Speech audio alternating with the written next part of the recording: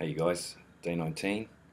Just wanted to talk to you today about eating healthy on the cheap.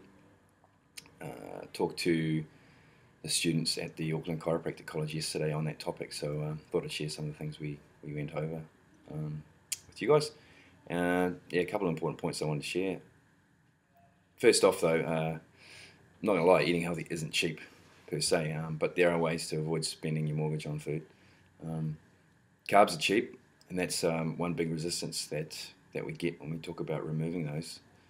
Rice, potatoes, pasta, bread. Not cereal though. I still can't believe I used to spend about $7 or $8 on a box of cereal that was gone in 3 days. But generally, this type of food's pretty cheap, and that's because it's for poor people. Plain and simple. Grain-based food's cheap.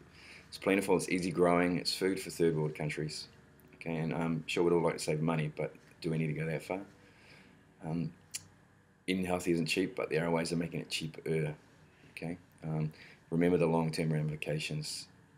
It's easy to just think about the present, but long-term, you've got to start making some changes with the way you eat, because down the track it's going to be a lot more costly. So get along to the Mad Butcher, hit the specials. You've got a great selection of meat and some fantastic specials when they are on. Sure, we'd all like to buy organic, fancy meat, but if you can't afford that, don't lose any sleep about it. Getting some protein in your diet is the most important step, especially in New Zealand, where even our cheap meat's pretty darn good. Instead of the premium mince, which is 12 or 13 bucks a kilo, go for the steak mince, pretty much $5 a kilo. It's cheaper because it's got more fat in it. Bonus.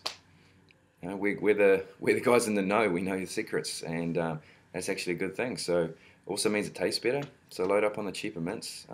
Any of the cheaper cuts of meat. Get a slow cooker also for some of the bigger cheap cuts of meat.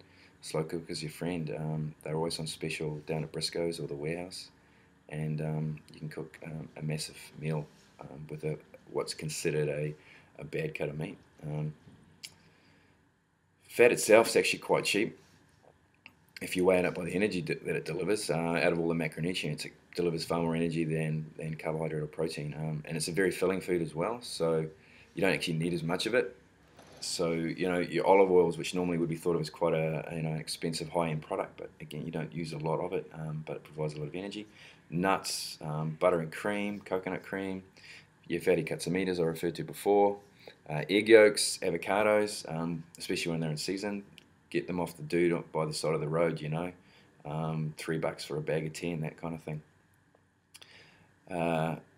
And it's also protein sparing. When you eat a higher fat diet, you utilize protein more effectively. So in a way, it saves you money. You don't have to eat as much protein that way. Veggies and fruit, bloody expensive in this country, but if you buy seasonal, if you plant your own, if you shop at farmers markets, keep your eye on the specials. Read your junk mail. Look for the specials in there. Keep some frozen veggies on hand, and you can do pretty well in that regard as well. Once you got your food, get a menu together, make a grocery list.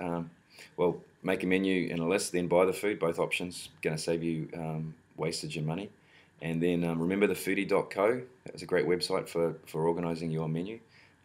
Shop at Pack and Save, no question about it. It's so much cheaper than the other supermarkets in New Zealand. You'll easily save $50 in a big shop. Then do some bulk cooking. Cook in bulk. Tupperware's your friend. Fill those suckers up. Make multiple servings. Chuck them in the fridge. Chuck them in the freezer. You could do a massive cook up on a Sunday for the entire week. Your lunches, your dinners. You could do a big cook up for the day while you're preparing breakfast. I'm a big fan of doing that.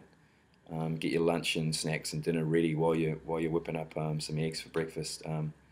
Just a double cook at dinner is a really good idea. It'll still save you a lot of time, So make a big dinner, take the leftovers for lunch the next day. And don't forget, Google's your friend. It's all out there. There's a grain, sugar, dairy-free version of pretty much any food that you desire online somewhere. So search it out. Try and fool your friends into thinking that they're getting the unhealthy version. Let me know how you go. Talk to you tomorrow.